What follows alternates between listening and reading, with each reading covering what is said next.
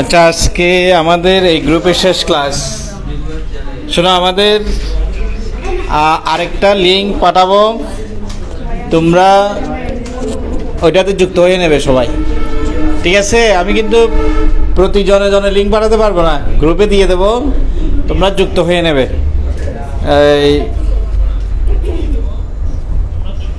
ওই গ্রুপের নাম হবে মৌলের পর্যায়বৃত্ত ধর্ম ও রাসায়নিক বন্ধন 2।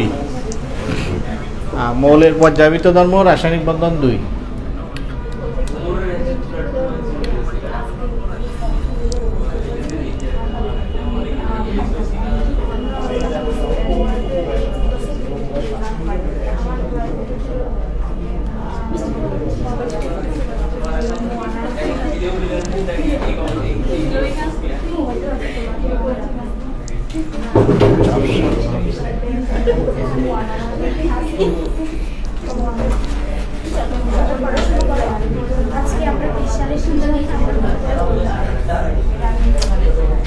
চাপসা কেন?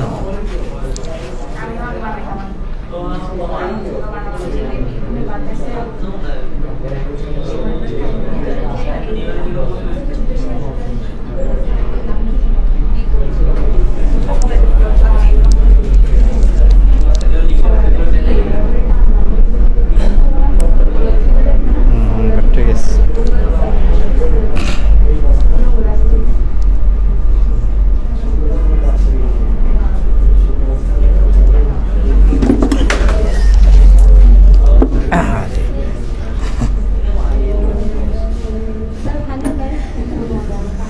অনেকবার পড়ছে, শক্ত আছে, অপপন তো সহজে হয়নি, কিছু হয় না, আর একটু উপরে তুলতে হবে।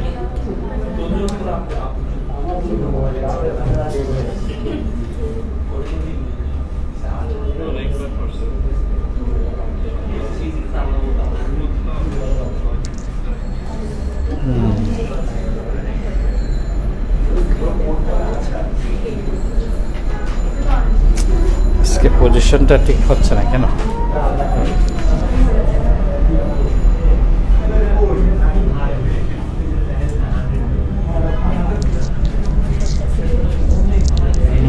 ঠিক আছে, এবার শুরু করে দেখি। আচ্ছা,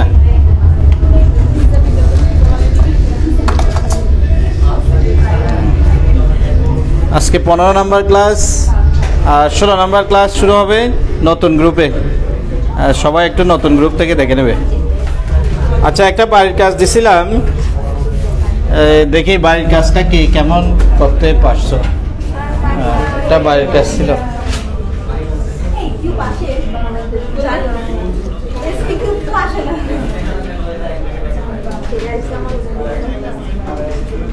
বাড়ির কাজটা ছিল এরকম: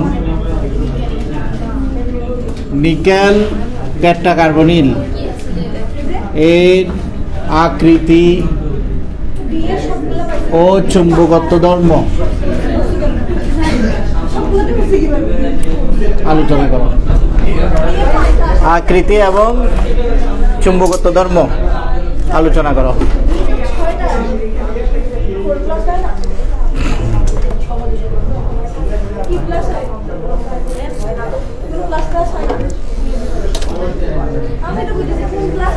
আচ্ছা দেখো, পরীক্ষায় কিভাবে প্রশ্নটা আসতে পারে। এইভাবে তো সরাসরি আসবে না, পরীক্ষায় দুইভাবে প্রশ্নটা আসতে পারে। প্রথমত এভাবেই, যেখান থেকে তোমাকে বুঝে নিতে হবে এটা নিকেল। কি বোঝা যাচ্ছে তো? নিকেল এই যে এইভাবে উদ্দীপক আকারে আসতে পারে। একটা হচ্ছে ইলেকট্রন বিন্যাস, এই উদ্দীপকটা দিয়ে বলতে পারে CO4 এর আকৃতি ও চুম্বকত্ব ধর্ম। আকৃতি ও চুম্বকত্ব ধর্ম,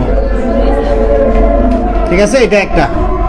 আরেকভাবে আসতে পারে, দেখো আরেকভাবে কিভাবে আসতে পারে সেটা একটু দেখাই।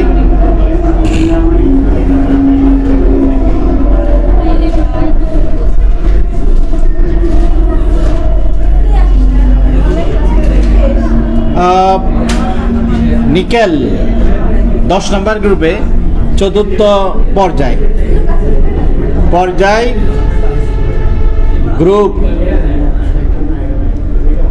এখানে মনে করে আছে, তাইলে একই চিনতে পারছো তো নিকেল যে 18 প্লাস 10 কত 28 নম্বর মোল। হয় পর্যায় সারণী থেকে অথবা ইলেকট্রন বিন্যাস থেকে, যে কোনো একভাবে এটা যে নিকেল, অ্যাজ এ নিকেল তোমাকে চিনে নিতে হবে। এভাবে মূলত পরীক্ষার প্রশ্নগুলো আসবে। দেখ, তো এখন আমরা দেখি উত্তর কি হবে। এটার উত্তর কে কে করে আনতে পারছে একটু দেখি। প্রথমে বলো সংকরণটা কি আসছে, তোমাদের সংকরণটা কি আসছে? sp3 নিকেলের জারণ মান কত আসছে? রিজনের নিকেলের জারণ মান কত আসছে? নিকেলের জারণ মান 0, নিকেলের জারণ মান আসবে 0। এটাই হচ্ছে সবচেয়ে বেশি মজার ব্যাপার। এখানে এতদিন আমরা যতগুলো জটিল যোগ করছি তার মধ্যে একটাও কিন্তু 0 ছিল না, এটা কিন্তু 0। দেখো কিভাবে বের করবো। নিকেল টেট্রাকার্বনিল, নিকেল এক্স, এটা তো একটা যৌগ, কার্বন মনোক্সাইড একটা যৌগ, যৌগের জারণ মান 0, টোটাল 0, যৌগের জারণ মানে 0, সুতরাং এক সমান 0। আর তোমাদের একটু বলে রাখি এটার নাম কি হবে, নিকেল টেট্রাকার্বনিল।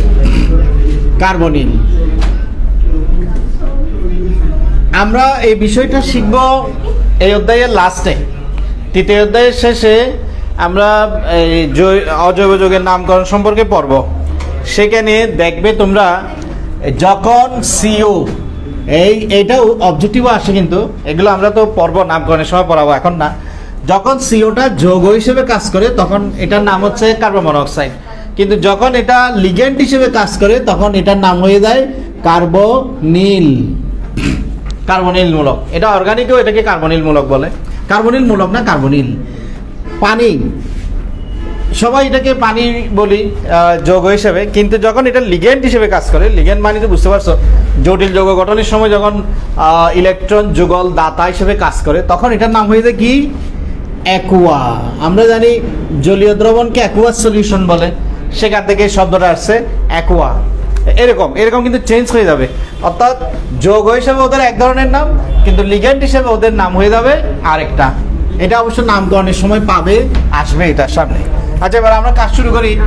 আমরা জেনে গেলাম যে এখানে নিকেলের জারণ মান 0, তাহলে নিকেলের ইলেকট্রন বিন্যাসটা লিখি 1s2 2p6 3s2 3p। এত বড় ইলেকট্রন বিন্যাসটা লেখার দরকার নেই, কারণ সময় নষ্ট হয়।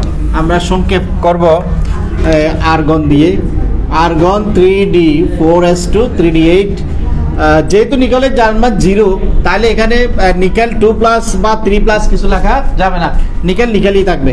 তাই জারণ মানটা দেখছো খুবই ইম্পর্টেন্ট, কিন্তু কেউ জারণ মান ভুল করলে তো 0ই পেয়ে যাবে। যদি নিকেলের জারণ মান 0 না লিখে তো 0ই পেয়ে যাবে। তাই সতর্ক থাকতে হবে জারণ মানটা যেন কোনো ভুল না হয়। এবার যথারীতি বক্সে চলে যাব আমরা, এবং বক্সে 8টা ইলেকট্রন কীভাবে দিব জানো। প্রথমে সবাইকে একটা করে দেবো, আর 3টা এভাবে দিয়ে যাব। আর 4s আছে 2টা শক্তিশালী লিগ্যান্ড কার্বনিল গ্রুপ। এটা একটা শক্তিশালী লিগ্যান্ড যাদের সাধারণত একটা লোন পেয়ার থাকে। সেই লিগ্যান্ডের ধাক্কায় দেখো প্রথমত দেখি আমরা CO 0, এটাও 0, তাই এখানে কোনো চার্জ নাই। নিকেল টেট্রাকার্বনিলে কোনো চার্জ আছে? কোনো চার্জ নাই, 0 চার্জ। এবং আরও একটা মজার ঘটনা দেখো, যেটা আমরা আগে দেখি নাই, খেয়াল করো কিন্তু এখানে একের পর এক মজার ঘটনা ঘটে যাচ্ছে। এই যে 3D-তে 8টা ইলেকট্রন আছে, 4s-এ আছে কয়টা? 2টা। কিন্তু লিগ্যান্ডের মুক্ত ইলেকট্রনের ধাক্কায় এই 2টা ইলেকট্রন ভিতরে ঢুকে যায়, এখানে ভিতরে ঢুকে যাবে, ঢুকে গেছে। দেখছো এই 4s-এর 2টা ইলেকট্রন কোথায় চলে আসছে?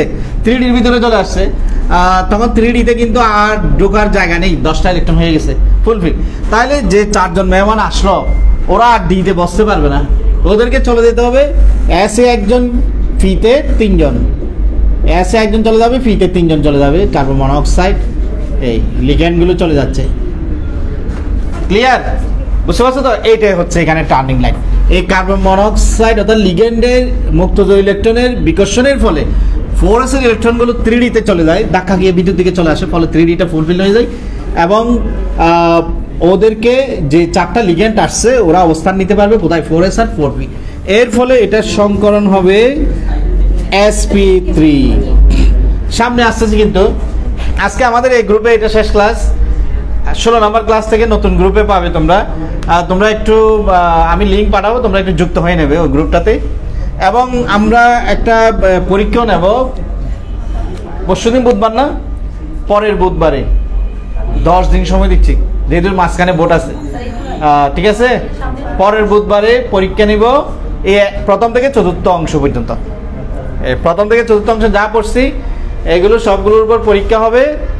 এই প্রায় কত তারিখ পরে, আজকে হচ্ছে 31/7 রবি মঙ্গল, তোমরা তো রবি মঙ্গল বৃহস্পতি বেশ, রবি মঙ্গল বৃহস্পতি 7, 9, 11 তারিখে অনেক দেরি আছে। 11 তারিখ পরীক্ষা নেব।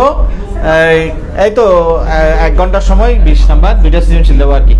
এরপর আরেকটা পরীক্ষা নেব পুরোটার উপর দ্বিতীয় অধ্যায়। এরপর নিব অবজেক্টিভ পরীক্ষা। মোট 3টা পরীক্ষা হবে, 2টা সৃজনশীল, একটা এমসিকিউ। এমসিকিউ দরকার হলে আমরা এমসিকিউ 2টা নিব। SP3, ঠিক আছে, SP3। ঠিক আছে, আমি অনেক আগে থেকে ঘোষণা দিয়ে রাখলাম যাতে তোমরা প্রস্তুত থাকো। ওই দিন কোনো পরীক্ষা রাখবে না, শুধু কেমিস্ট্রি পরীক্ষা হয় মতো। আচ্ছা, সংকরণ হচ্ছে SP3। গঠন এর থেকে আগাবোধে পিছাবে না কিন্তু, ঠিক আছে। তোমরা হয় বুধ বৃহস্পতি অথবা সোম মঙ্গল, এটা আমরা ক্লিয়ার করব। তবে প্রস্তুত থাকি, আগামী সপ্তাহে অবশ্যই একটা পরীক্ষা আছে। আমরা 16 নম্বর গ্রুপে যেখানে যাব সেখানে তোমাদের সংকরণ পড়াবো। কোন সংকরণের জন্য কি ধরনের আকৃতি হবে এটা কিন্তু নির্দিষ্ট করা। এটা একটু খুলে দাও। কোন সংকরণে কি ধরনের আকৃতি হবে এটা কিন্তু নির্দিষ্ট করা আছে। তাই SP3 সংকরণে হবে চতুস্থলকীয়। SP3 সংকরণে চতুস্থলকীয় গঠন হবে, এটা কিন্তু নির্দিষ্ট করা।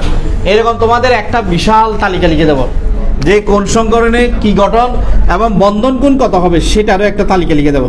এবং এক নজরে পরীক্ষার আগের দিন দেখে যাবে, সব ক্লিয়ার হয়ে যাবে। তাই তোমাদের এটা নিয়ে টেনশন করতে হবে না। তবে কোনো রাইটারের বইতে এভাবে আছে 109 ডিগ্রি 28 মিনিট, 60 মিনিটে 1 ডিগ্রি, 30 মিনিটে হাফ ডিগ্রি। 30 আর 28 তো প্রায় কাছাকাছি, তা হাফ ডিগ্রি লেখা যাবে। দুইটাই সঠিক, এটা আর এটা একই কথা। 60 মিনিটে 1 ডিগ্রি, এগুলো তোমরা অক্ষাংশ দ্রাঘিমাংশ ভূগোল পড়ার সময় দেখবে যে অক্ষরেখা যখন আঁকে, কিন্তু সাধারণ বিজ্ঞানে থাকে এগুলো। তোমরা যে সাধারণ বিজ্ঞান একটা আছে, এখানে সামাজিক বিজ্ঞান আছে না, সামাজিক বিজ্ঞানের ভিতরেই এগুলো থাকার কথা। এখন আছে কিনা যায় না, এই 9, 10-এ থাকতে আর কি। আচ্ছা, তারপর আসো চুম্বকত্ব ধর্ম। চুম্বকত্ব ধর্ম কারণ একসময় 9, 10-এ সায়েন্সের ছেলে মেয়েদের জন্য সামাজিক বিজ্ঞান নামে একটা বিষয় ছিল।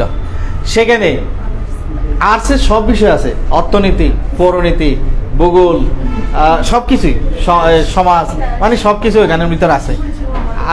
আর যারা আর্টস কমার্সের স্টুডেন্ট তাদের একটা বিজ্ঞান বই ছিল, ওই বিজ্ঞানের ভিতর ফিজিক্স, কেমিস্ট্রি, বায়োলজি সব আছে, এরকম ছিল। বুঝছো, এখন তো ওই সিলেবাস নাই, চেঞ্জ হয়ে গেছে। আচ্ছা, চুম্বকত্ব ধর্ম হবে কি সবগুলো কি ডাবল ডায়াম্যাগনেটিক, সবগুলো ডাবল, সেজন্য ডায়াম্যাগনেটিক। এবং আকৃতিটা কিভাবে হবে দেখি আমরা। দেখো চতুস্থলকীয় কাঠামোটা কিরকম। সাবধান, নিকেলের উপর কোনো প্লাস মাইনাস কিছু বসবে না, কোনো চার্জ নাই, 0 চার্জ। চতুস্থলকীয় ভাবে কিভাবে আঁকতে হয় দেখে নিয়ে একটু। এটা হচ্ছে চতুস্থলকীয় কাঠামো। আর একটু ভিতরে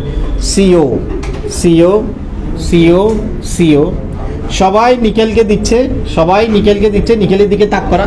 এই যে সবাই নিকেলে খালি অরবিটালের মধ্যে ঢুকে গেছে লিগ্যান্ডগুলো, এই জন্য সন্নিবেশ বন্ধন তীর চিহ্ন। প্রথমত কি করতে হয় দেখো, চারদিকে বেষ্টনীটা দিয়ে দেবো, মনে আছে তো? এই চারপাশের বেষ্টনীটা আমরা দিয়ে দিচ্ছি।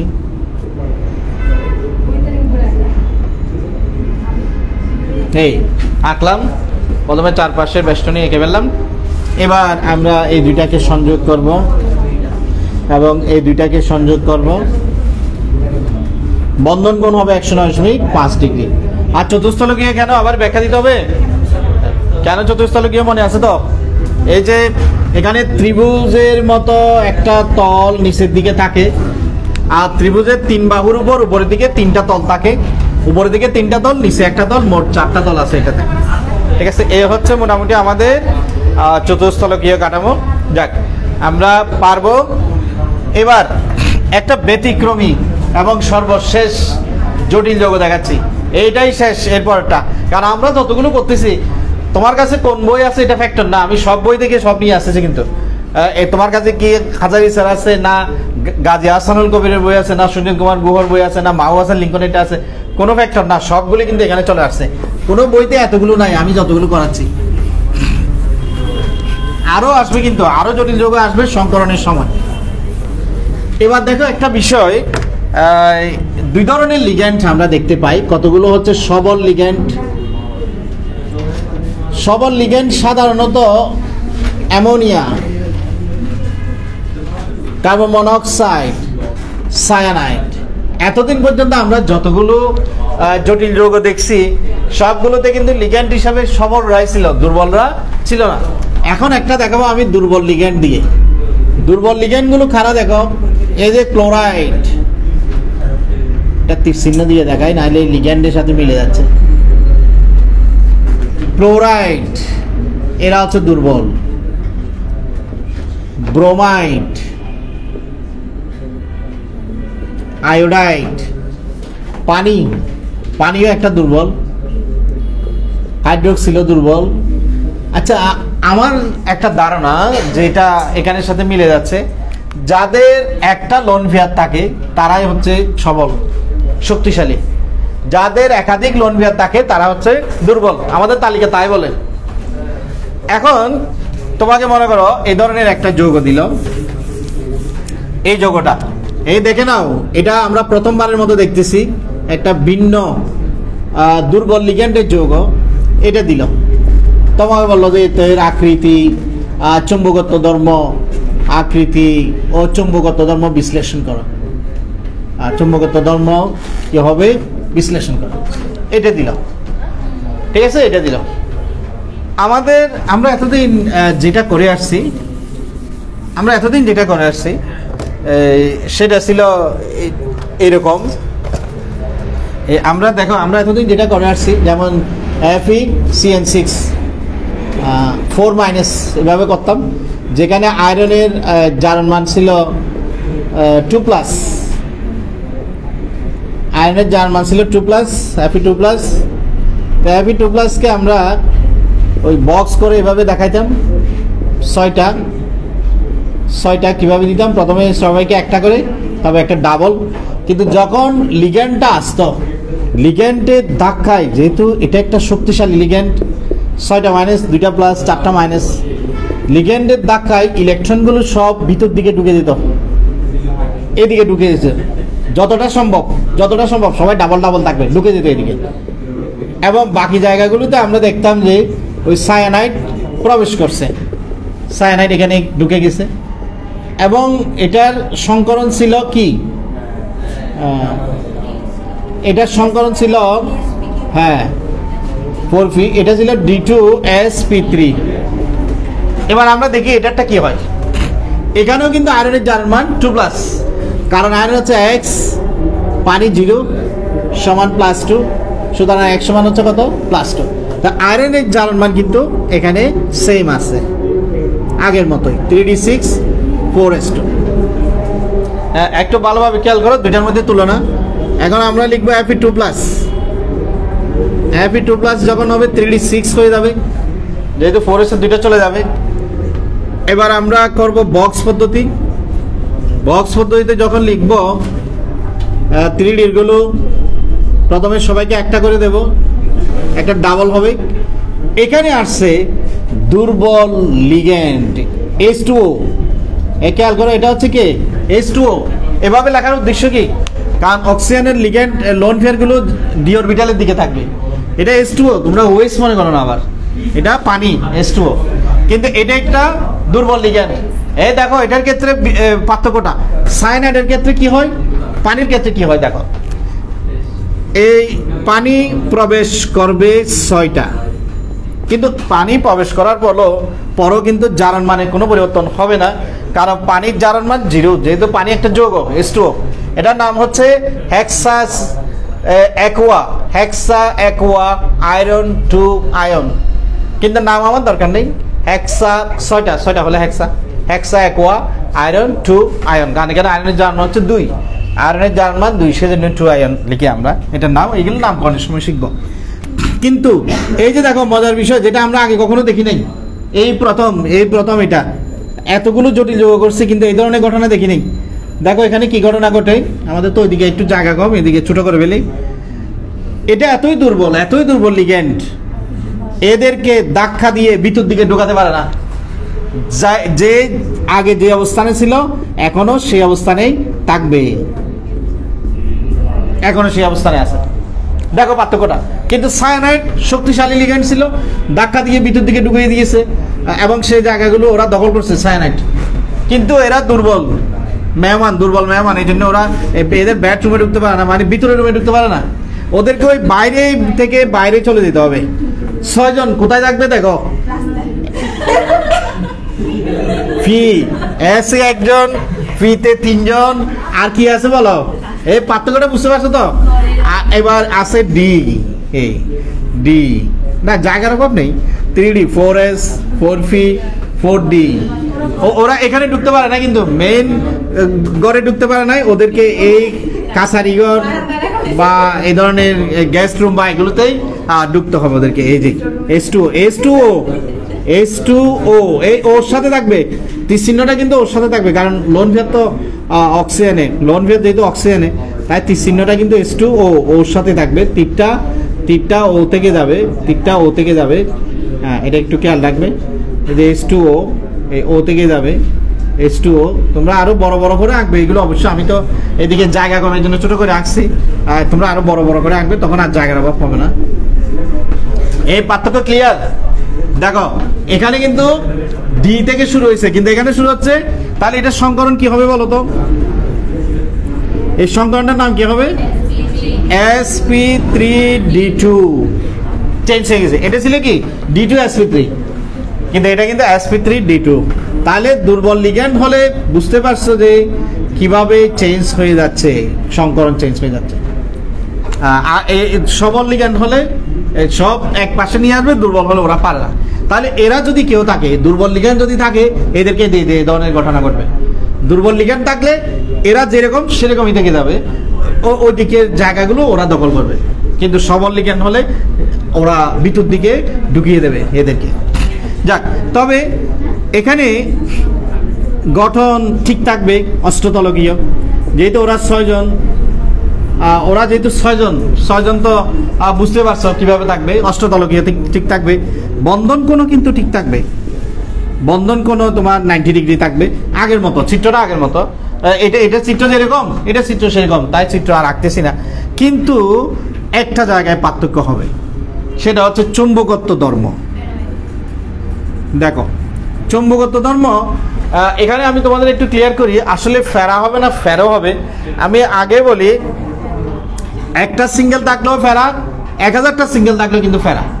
তবে স্পেশালি আমরা যাদের বেশি সিঙ্গেল ইলেকট্রন থাকে, 2টার বেশি থাকে, তাদেরকে স্পেশালি আমরা ফেরোম্যাগনেটিক বলে থাকি। তো তোমার হাতে যদি ওইরকম কোনো অপশন থাকে যে ফেরাও আছে, তখন কিন্তু ফেরো দাগাবে। আর যদি দেখা যায় যে ফেরো দেয়নি, তখন তুমি ফেরা দাগাতে পারবে, কারণ চুম্বকের দ্বারা আকৃষ্ট হলে কিন্তু ফেরা। তাই এটাকে আমরা ফেরোম্যাগনেটিকও লিখতে পারি, আবার ফেরাম্যাগনেটিকও লিখতে পারি, ইচ্ছা যে কোনোটা। তবে ফেরাম্যাগনেটিক লিখতে পারো, অসুবিধা নাই, কিন্তু ফেরা লিখলেও তোমাকে ভুল ধরবে না। অর্থাৎ সকল ফেরাম্যাগনেটিক, কিন্তু সকল ফেরাম্যাগনেটিক নয়, কারণ 1-2টা হলে ওরা ফেরো হবে না, কিন্তু 3-4টা হলেও ওরা ফেরো হবে প্যারাম্যাগনেটিক। তাহলে উত্তর নিশ্চয় পেয়ে গেছো। কারণ অনেক সময় অবজেক্টিভে তোমাদের বিভ্রান্তিতে ফেলতে পারে যে ফেরাও দিতে পারে, ফেরো দিতে পারে। সেক্ষেত্রে যদি বেশি দেখো ফেরো দাগাবে, আর যদি কখনো অবজেক্টিভে ফেরো না দেয় তাহলে ফেরাটাই দাগাবে। আর 1-2টা থাকলে তো সবসময় ফেরা। যাক, আর সন্নিবেশ সংখ্যা তো 6, সন্নিবেশ সংখ্যা হচ্ছে 6। ক্লিয়ার? তাইলে আর কোনো কিছু বাকি রইল না, জটিল যোগের শেষ, জটিল যোগ এখানেই শেষ। দেখ আমরা কিছুই বাকি রাখি নেই, এত পড়া কেউ পড়ে না কিন্তু জটিল যোগ। নোটও নাই, নোটে আছে মাত্র একটা, বইতেও দেখবে যে আছে 2-3টা, কিন্তু আমরা কিছুই বাকি রাখিনি, সবগুলি পড়ে ফেলছি বলতে গেলে। এবার আসো রঙিন যৌগ। তোমরা ফেজ 10 এই 3য় অধ্যায় 4র্থ অংশ, আমরা তো এখনো 4র্থ অংশে আছি, আজকে 4র্থ অংশ শেষ হবে। 3য় অধ্যায় 4র্থ অংশ, ফেজ 10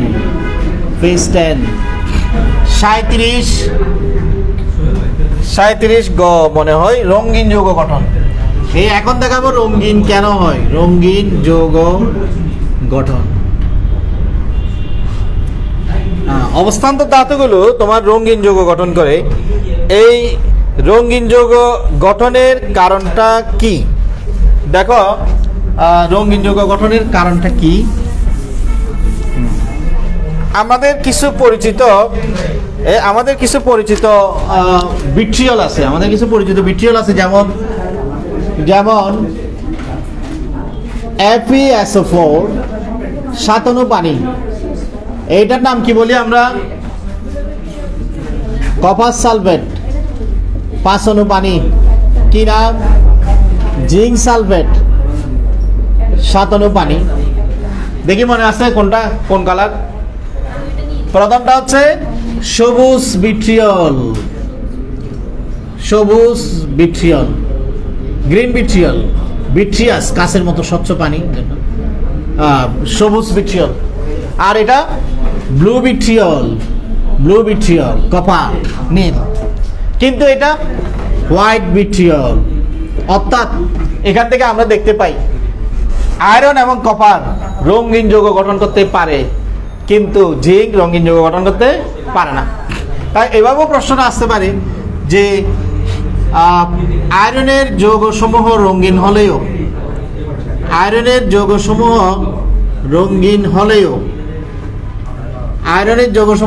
হলেও জিঙ্কের যৌগসমূহ রঙিন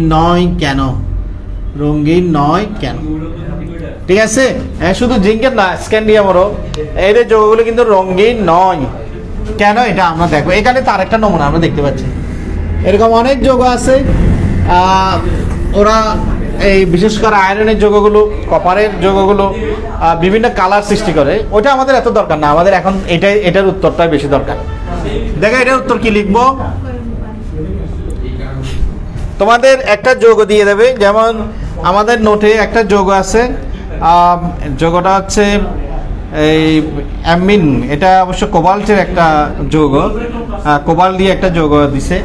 এই আস্তে এত কথা বলে কেন রায়হান রিজন? এই কোবাল্টের একটা যৌগ আসছে, আমরা এটা একটু দেখাচ্ছি। দেখো কি ঘটনা ঘটে। এই বিশেষ করে এই দেখো এই যৌগটা আসতে পারে, এটা তোমার হলুদ কমলা কালার বা এরকম একটা যৌগ দিল তোমাকে। তুমি প্রথমত এটার জারণ মান বের করবে, তাহলে কোবাল্টের জারণ মান হচ্ছে +3, জারণ মান +3। কোবাল্ট হচ্ছে 27 নম্বর মোল, আর্গন এই 3D4S2 3D7। কিন্তু কোবাল্ট যখন 3+ হবে তখন হয়ে যাবে কত? 3D6। ইলেকট্রোমিনেসগুলো কিন্তু সঠিকভাবে লিখবে, যে যোগটা দেবে আর কি। যোগ না দিলে তো তোমার ইচ্ছা, তুমি আয়রন দিয়েও করতে পারবে, কপার দিয়েও করতে পারবে, যে কোনো একটা দিয়ে করতে পারবে। কিন্তু ওরা যদি এরকম নির্দিষ্ট করে দেয় তাহলে ওটা দিয়ে আমরা করব। এবং আমরা যথারীতি কি করি দেখো, এই যে লিগ্যান্ড আসবে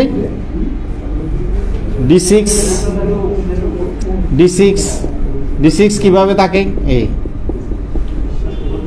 লিগ্যান্ড আসতেছে, শক্তিশালী লিগ্যান্ড অ্যামোনিয়া, এই লিগ্যান্ড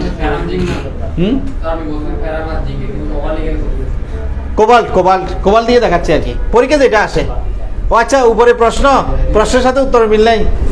আচ্ছা, এখানে তো আয়রন আর জিঙ্কের কথা বলছি। এটা একটা নমুনা প্রশ্ন আর কি, এটা নোটে আছে, কোবাল্ট একটা নোটে আছে, এই জন্য ওটা দেখাচ্ছি। এটা একটা নমুনা প্রশ্ন, আয়রন দিয়ে আসতে পারে, কোবাল্ট দিয়ে আসতে পারে, কপার দিয়ে আসতে পারে, যেটা দিয়ে আসুক অসুবিধা নাই। সবগুলো এভাবেই শুরু হবে। আয়রন দিয়ে আসলে আয়রন দিয়ে লিখবে, কোবাল্ট দিয়ে আসলে কোবাল্ট দিয়ে লিখবে, আচ্ছা সবগুলোই দেখাবো, তবে এটা নোটে কোবাল্ট আছে বলে আমি কোবাল্টটা দেখাচ্ছি, যেহেতু ফেজ 10 চতুর্থ অংশ 37 গতে। এটা একটা নমুনা প্রশ্ন। জিঙ্কের বিষয়টা দেখাবো, আয়রনের বিষয়টা দেখাবো। আচ্ছা যাক, যখন কোবাল্ট দিয়ে দেখাচ্ছে কোবাল্ট দিয়ে দেখি, একই কথা কিন্তু। এই যে আয়রন 2+ এর ইলেকট্রন বিন্যাস যেরকম, কোবাল্ট 3+ এর ইলেকট্রন বিন্যাসও কিন্তু সেরকম, কারণ আয়রন তো আগে অনেকবার দেখছি, এই জন্য একটা কোবাল্ট দিয়ে দেখাচ্ছে। এখন দেখো কি ঘটনা ঘটবে। মূল কারণ হচ্ছে এই বিষয়টা, এটা যদি তুমি ঠিক মতো লিখতে পারো এই চিত্রটা, তাহলে তোমার উত্তর হয়ে গেছে। আচ্ছা আমার কাছে একটু জায়গা বেশি লাগবে, এই জন্য আমি এটা একটু এই পাশ থেকে লিখি। দেখো মূল কারণ কিন্তু এটা, এখানে থাকবে ডি অরবিটাল, যার 5টা অরবিটাল আছে, এই 5টা ডি অরবিটাল। এটা দেখো কি হয়ে যাচ্ছে, এভাবে 2 ভাগ হয়ে যাবে। এদিকে থাকবে 3টা, এদিকে থাকবে 2টা, এদের 5টা ভেঙে 3টা 2টা 2 ভাগ হয়ে গেছে। এটাকে আমরা বলি ডিজেনারেট অবস্থা, ডিজেনারেট। আর এটাকে বলে আমরা নন ডিজেনারেট অবস্থা, নন ডিজেনারেট। দেখো এখানে কিন্তু অনেকগুলো ঘটনা ঘটে, যে এই ঘটনাটা কখন ঘটে, এটা কখন ঘটে, এটা এই এখন জটিল যৌগ গঠনের সময়, বিবরণটা তুমি নোটে পাবে, ওখান থেকে লিখবে। জটিল যৌগ গঠনের সময় ডি অরবিটালের সাথে অবস্থান্ত লিগ্যান্ডের, অবস্থান্ত ধাতু ডি অরবিটালের সাথে লিগ্যান্ডের মুক্ত জোড় ইলেকট্রনের মধ্যে বিকর্ষণের ফলে ডি অরবিটাল 2টা অসম শক্তি স্তরে ভাগ হয়ে যায়। এটাকে বলা হয় কি নন ডিজেনারেট অবস্থা। নন ডিজেনারেট মানে অসম শক্তি স্তর, অসম শক্তি সম্পন্ন, অসম শক্তি সম্পন্ন। আর ডিজেনারেট হচ্ছে সমশক্তি সম্পন্ন, সমশক্তি সম্পন্ন। অর্থাৎ এখানে যে ইলেকট্রনগুলো আছে সবগুলি ইলেকট্রনের শক্তি সমান, এবং এখানে ইলেকট্রনগুলো এক জায়গা থেকে আরেক জায়গায় যাওয়ার সময় কোনো শক্তি শোষণ বিকিরণ হবে না, সবার শক্তি কি সমান, ডিজেনারেট অবস্থা। কিন্তু এখানে তাদের মধ্যে একটা পার্থক্য সৃষ্টি হয়ে গেছে, এই একটা পার্থক্য সৃষ্টি হয়ে গেছে, একদিকে চলে গেছে 2টা, আরেকদিকে চলে গেছে 3টা। এদের শক্তি কম, এদের শক্তি বেশি। সাধারণত উপরে যারা যায় তাদের আমরা এক্সাইটেড স্টেট বলে থাকি।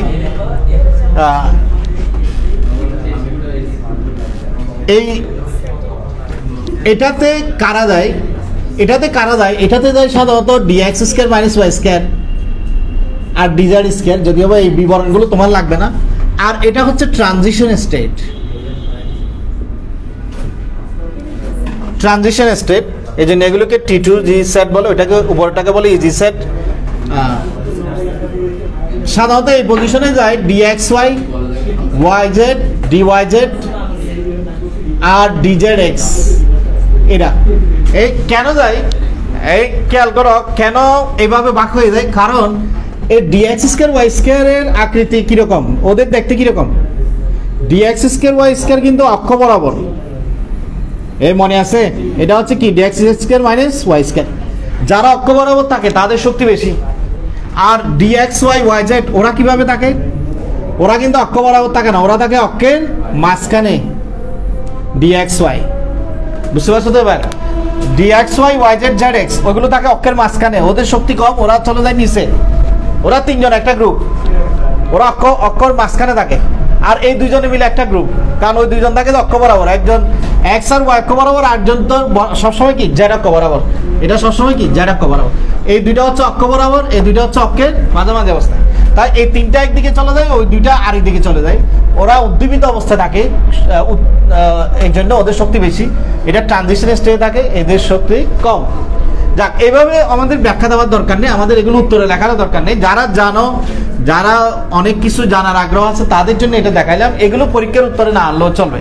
তাইলে উত্তরে কি লিখবো, উত্তরে যে মূল কথাটা লিখতে হবে, এই যে জটিল যৌগ গঠনের সময় অবস্থান্তর ধাতুর ডি অরবিটালের সাথে লিগ্যান্ডের মুক্ত জোড় ইলেকট্রনের মধ্যে বিকর্ষণের ফলে ডি অরবিটাল 2টা অসম শক্তি স্তরে ভাগ হয়ে যায়। তখন ইলেকট্রনগুলো 2 স্তরের পার্থক্যের সমপরিমাণ শক্তি শোষণ করে। যদি সেই শোষিত আলোর তরঙ্গ দৈর্ঘ্য দৃশ্যমান আলোর তরঙ্গ দৈর্ঘ্যের সাথে সঙ্গতিপূর্ণ হয়, তাইলে তার সম্পূরক বর্ণটা আমরা দেখতে পাবো। এটাই হচ্ছে রঙিন যৌগ সৃষ্টির কারণ। একদম সিম্পল। এই লিখতে পারবে তো কি বলছি? দেখো আমি যা বলছি তাই দরকার হলে নোট করো, কারণ একদম সরল কথা যে কেন রঙিন যৌগ সৃষ্টি করে অবস্থান্তর ধাতুগুলো। জটিল যৌগ গঠনের সময়, এই যে ঘটনাটা ঘটেছে কখন? এই যে জটিল যৌগ গঠনের সময়। জটিল যৌগ গঠনের সময় অবস্থান্তর ধাতুর ডি অরবিটালের সাথে লিগ্যান্ডের মুক্ত জোড় ইলেকট্রনের বিকর্ষণের ফলে, আচ্ছা এটা তো নোটে আছে, তারপরে আচ্ছা লিখতে পারো দ্রুত। এই জটিল যৌগ গঠনের সময় অবস্থান্তর ধাতুর ডি অরবিটালের সাথে লিগ্যান্ডের মুক্ত জোড় ইলেকট্রনের বিকর্ষণের ফলে, আচ্ছা আমি লিখে দিচ্ছি তাহলে, তোমরা কি নোট থেকে লিখতে পারবে না? নোটে, হ্যাঁ নোটে আছে তো, নোটেরটা লিখে দিলে হচ্ছে জটিল আয়ন গঠনের সময় লিগ্যান্ডের অরবিটাল ও অবস্থান্তর ডি অরবিটাল বিকর্ষণে বলে ডি অরবিটালের মধ্যে, ডি অরবিটাল দুইটা স্তরে ভাগ হয়ে যায় আর কি, এই তো এখানে আছে, এখানে নন ডিজেনারেট অবস্থা বলে। তখন দুই স্তরের মধ্যে শক্তির যে পার্থক্য সৃষ্টি হয় তা দৃশ্যমান আলো নির্দিষ্ট তরঙ্গ দৈর্ঘ্যের সাথে সঙ্গতিপূর্ণ হয়, তবে ডি অরবিটাল ওই শক্তি শোষণ করে এবং তার সম্পূরক বর্ণ আমরা দেখতে পাই। হ্যাঁ ঠিক আছে, লিখতে পারবে তো? ওইটাই লিখে দিলে হচ্ছে।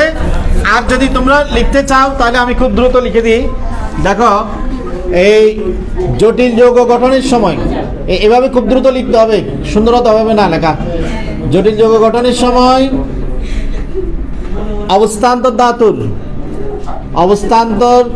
ধাতুর ডি অরবিটালের সাথে কিসের? লিগ্যান্ডের মুক্ত জোড় ইলেকট্রনের বা এলপি এর সাথে, লিগ্যান্ডের মুক্ত জোড় ইলেকট্রন এর সাথে, লিগ্যান্ডের মুক্ত জোড় ডি অরবিটালের সাথে লিগ্যান্ডের মুক্ত জোড় ইলেকট্রনের বিকর্ষণের ফলে ডি অরবিটাল দুইটি অসম শক্তি স্তরে ভাগ হয়ে যায়,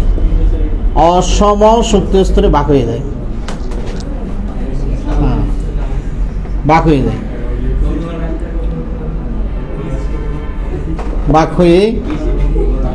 যায়। একে কি বলে? একে নন ডিজেনারেট অবস্থা বলে। একে নন ডিজেনারেট অবস্থা বলে। এইটা হচ্ছে সেই নন ডিজেনারেট। তখন ইলেকট্রনগুলো দুই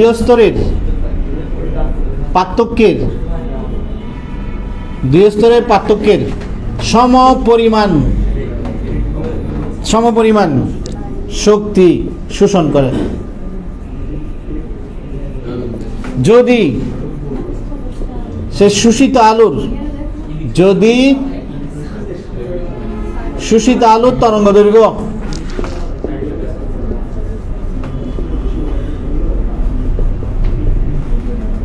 দৃশ্যমান আলো তো চিনতে পারছো? এই যে এটার মধ্যে থাকতে হবে, কিন্তু দৃশ্যমান আলোর তরঙ্গ দৈর্ঘ্যের সাথে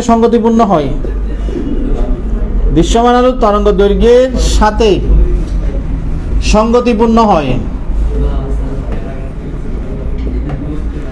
তাহলে তার সম্পূরক বর্ণটা আমরা দেখতে পাবো। তাহলে উহার সম্পূরক বর্ণটা আমরা দেখতে পাই।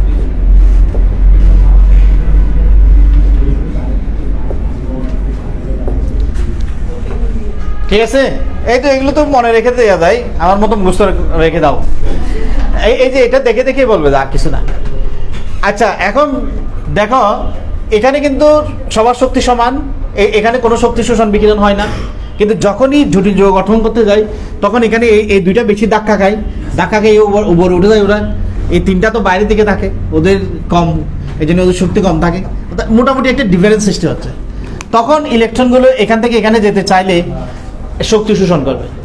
যদি সেই শোষিত আলোর তরঙ্গ দৈর্ঘ্য দৃশ্যমান আলোর তরঙ্গ দৈর্ঘ্যের সাথে সঙ্গতিপূর্ণ হয়, তাহলে যৌগটা কি হবে? রঙিন হবে। এটাই অবস্থান্তর ধাতুর রঙিন যৌগ সৃষ্টির কারণ। তোমাদেরকে যদি বলা হয় এই যে একটা যৌগ কখন রঙিন দেখায়, আমি বর্ণালিমিতে পড়ানোর সময় বলছিলাম গ্লাস স্বচ্ছ দেখায় কেন, কাঁচ স্বচ্ছ কেন, পরিষ্কার পানি স্বচ্ছ কেন? কারণ ওগুলোর উপর যখন লাইট পড়ে ওই লাইটটা কাঁচের ভিতর দিয়ে চলে যায়, পানির ভিতর দিয়ে চলে যায়, যেগুলোর ভিতর দিয়ে ট্রান্সমিটেড হয়ে যায় লাইট, রিফ্লেকশন হয় না, সেগুলোকে তুমি স্বচ্ছ দেখবে। কোনো বস্তু থেকে লাইট তোমার চোখে এসে পড়লেই তুমি ওটা দেখতে পাবে, এবং সেটা অবশ্যই কি হতে হবে, এই রেঞ্জের মধ্যে থাকতে হবে, তাইলে তুমি কালার দেখতে পাবে। এই যে আকাশের রংধনু সব জায়গায় দেখি না আমরা, শুধু যেই জায়গা থেকে বৃষ্টির যে ফোঁটাগুলো থেকে এই তরঙ্গ দৈর্ঘ্যের রশ্মি তোমার চোখে এসে পড়বে, তুমি ওই কালারটা দেখতে পাবে। এই জন্য সবসময় দেখবে যে রংধনু, সবসময় বৃষ্টি হলে কি সবসময় রংধনু দেখি না। এই মনে করো এখানে সূর্য, এখানে বৃষ্টি পড়তেছে, এখানে তুমি বসে আছো, এই এখান থেকে রিফ্লেকশন হয়ে এখানে ফিজিক্সের ভাষায় 138 ডিগ্রি, 138 ডিগ্রি করে হতে হবে। তাই একদম ভোরে এবং সূর্য অস্ত যাওয়ার আগে কখনো রংধনু দেখবে না, কারণ সূর্যটা এমন পজিশনে থাকতে হবে যেখান থেকে বৃষ্টির ফোঁটার উপর লাইট পড়বে তোমার চোখে এসে পড়বে, এটা অবশ্যই একটা 138 থেকে 140-এর মধ্যে থাকতে হবে। তো আর তরঙ্গ দৈর্ঘ্য অবশ্যই এর মধ্যে থাকতে হবে, তরঙ্গ দৈর্ঘ্য হচ্ছে মেইন।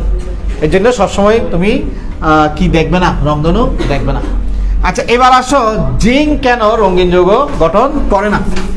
জিঙ্কের ক্ষেত্রে কি হয় দেখো, জিঙ্কের ক্ষেত্রে এই যে জিঙ্ক 2+ 3D10, 3D10, সুতরাং কারো সাধ্য নাই এটা ভাঙার। এই D10 কখনো নন ডিজেনারেট অবস্থা প্রাপ্ত হবে না। এই যে জিঙ্কের যে ডি অরবিটালটা এটা এত বেশি স্টেবল, এটা কখনো নন ডিজেনারেট অবস্থা হবে না, তাই জিঙ্ক কখনো রঙিন যৌগ গঠন করতে পারবে না।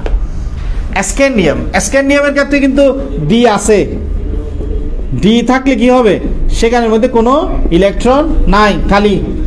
স্ক্যান্ডিয়ামের মধ্যে ডিতে কোনো ইলেকট্রনই নেই, তো কে শক্তি শোষণ করবে? সুতরাং স্ক্যান্ডিয়ামে রঙিন যৌগ গঠন করতে পারবে না। তাহলে স্ক্যান্ডিয়াম আর জিঙ্ক কেন রঙিন যৌগ গঠন করে না? শুধু অবস্থান্তর ধাতু নয় বলে বললে হবে না, এইভাবে ব্যাখ্যাটা দিতে হবে যে ও একজনের ডি অরবিটাল পরিপূর্ণ, তাই ওরা এই জিঙ্ক নন ডিজেনারেট অবস্থা প্রাপ্ত হবে না, এটা ভাঙবে না কখনো। আর স্ক্যান্ডিয়ামের ক্ষেত্রে ডি অরবিটালে কোনো ইলেকট্রনই থাকে না, তাই কোনো শক্তি শোষণ বিকিরণ হয় না, তাই এটাও রঙিন দেখাবে না। এভাবে ব্যাখ্যা করবে।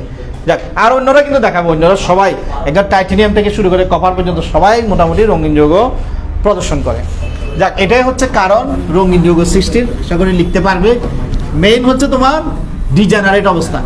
কেউ কিছু না পারলেও অন্তত আমি যে চিত্রটা দেখাইছি ডিজেনারেট আর নন ডিজেনারেট, ওইটাকে দিলেও 50% মার্কস পেয়ে যাবে। 4-এ 2 কিছু লাগবে না, শুধু ওইটাকে দিলে হবে। 3-এ 2 দিয়ে দিবে, 4-এ না, শুধু 3-এও 2 দিয়ে দিতে পারে, শুধুমাত্র ডিজেনারেট আর নন ডিজেনারেট কি পারবে। তো এটা হচ্ছে কৌশল, টিচাররা বেশি কিছু খুঁজে না, শুধু মূল জিনিসটা থাকলে হবে, বিবরণ বাদ দাও, কারণ ওইটাই তো আসল। ডিজেনারেট মানে একই শক্তি স্তর আর 2 ভাগ হয়ে যাবে লিগ্যান্ডের কারণে, এটাই। আচ্ছা, এরপর আমাদের সর্বশেষ আইটেম হচ্ছে এই 37 ঘ। 37 ঘ দেখো, এই প্রভাবক হিসেবে ক্রিয়া, প্রভাবক হিসেবে ক্রিয়া বা প্রভাবন ক্রিয়া। তোমরা দেখবে বিভিন্ন শিল্প উৎপাদনে এই ফাইরুস কি জন্য আসে, কথা বলার জন্য। দেখো বিভিন্ন শিল্প উৎপাদনে, এই যে অ্যামোনিয়া শিল্প উৎপাদনে, অ্যামোনিয়া শিল্প উৎপাদনে দেখি মনে আছে কিনা কোন প্রভাবক? লৌহচূর্ণ, লাসিথিলিয়ান নীতি, হেবারবোস পদ্ধতি।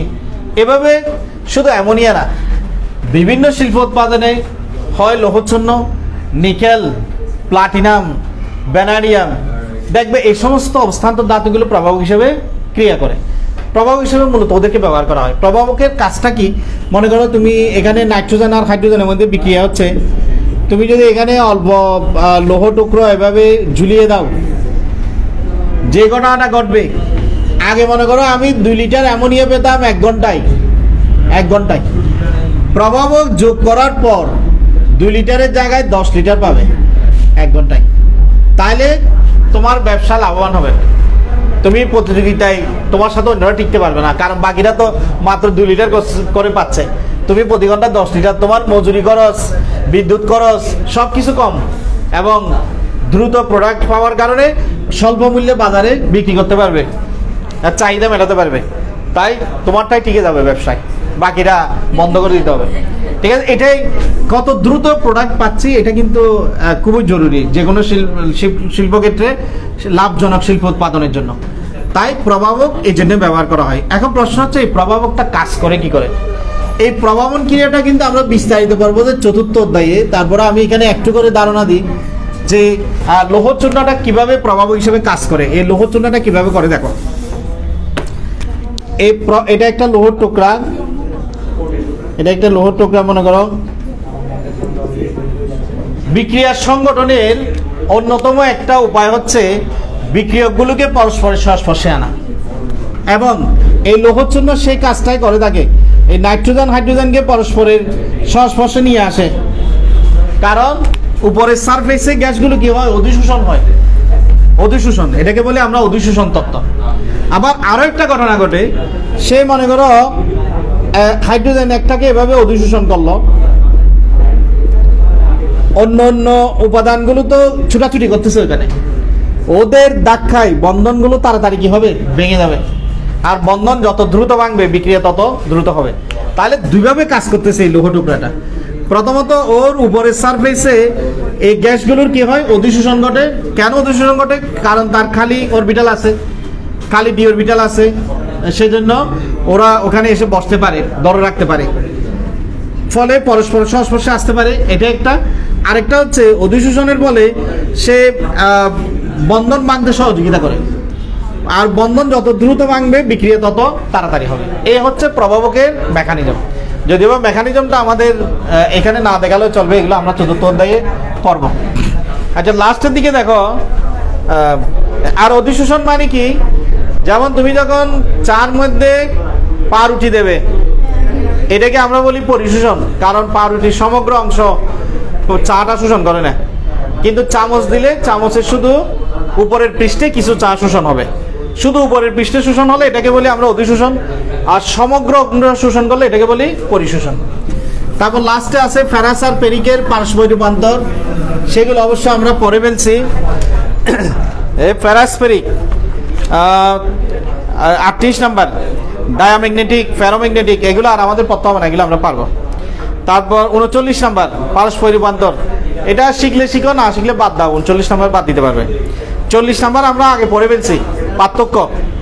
এই যেটা ভালো লাগে তোমার, তুমি যদি মনে করো যে 2 নাম্বারটা দেবে, অ্যামোনিয়াম হাইড্রোক্সাইড দিলে ফেরাস হাইড্রোক্সাইডের সবুজ পদক্ষেপ, ফেরিক হাইড্রোক্সাইডের বাদামি, তোমার যদি সেটা সহজ মনে হয় সেটা দেবে, আর যদি প্রথমটা সহজ মনে হয় প্রথমটা দেবে।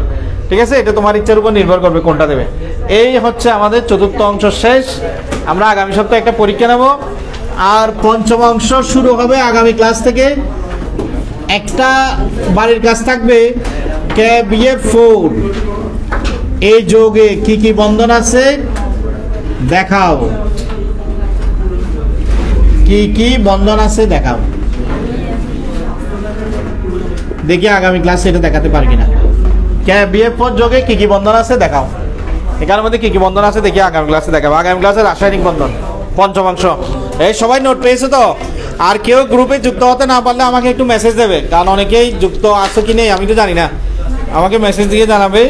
আমরা নতুন একটা গ্রুপ খুলবো, এটার লিঙ্ক আজকে পাঠিয়ে দেবো, সবাই যুক্ত হয়ে নিও।